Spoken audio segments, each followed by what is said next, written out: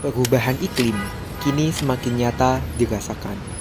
Peningkatan emisi gas rumah kaca akibat pembakaran energi fosil memicu perubahan pola hujan dan anomali cuaca yang langsung berdampak pada sektor pertanian.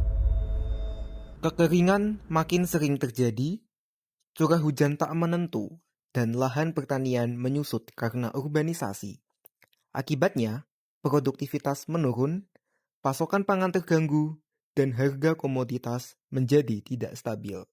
Indonesia masih sangat bergantung pada energi fosil untuk pembangkit listrik, yang tidak hanya menghasilkan emisi tinggi, tetapi juga rentan terhadap fluktuasi harga dan pasokan. Karena itu, transisi menuju energi bersih menjadi langkah strategis.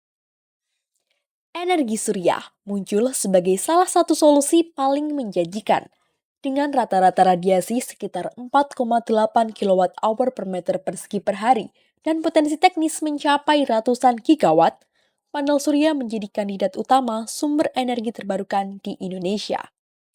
Penerapan PLTS atap rumah tangga kini semakin populer, termasuk di daerah seperti Blitar karena padat pemukiman, mudah dipasang di atap, serta mengurangi ketergantungan pada listrik PLN. Selain ramah lingkungan, panel surya juga dapat menekan biaya listrik dan tetap berfungsi saat terjadi pemadaman.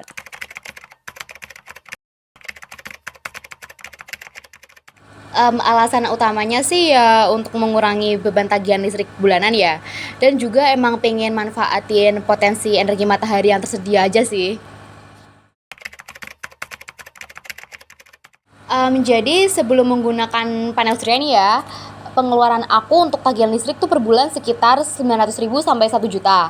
Tapi karena aku udah pakai panel surya ini, jadi berkurang cuma sekitar 400-500 ribuan. Jadi cuma 400-500 ribuan. Jadi aku bisa ngehemat 500 ribu sih per bulan.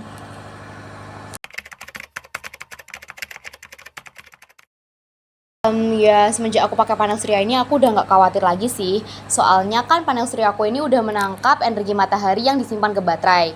Jadi nanti kalau ada pemadaman PLN, jadi aku bisa pakai energi yang disimpan di baterai itu sewaktu-waktu.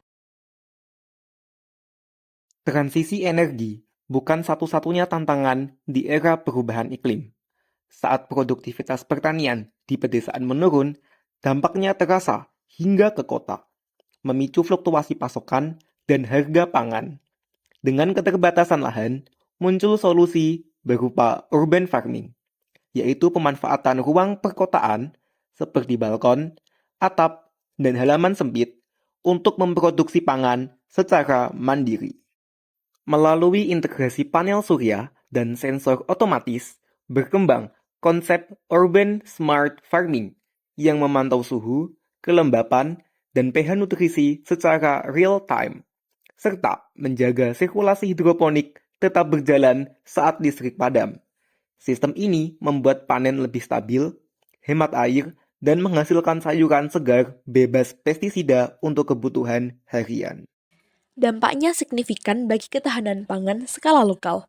Rantai pasok menjadi lebih pendek, ketergantungan kota pada daerah produsen berkurang, dan masyarakat memiliki akses yang lebih terjangkau terhadap pangan sehat.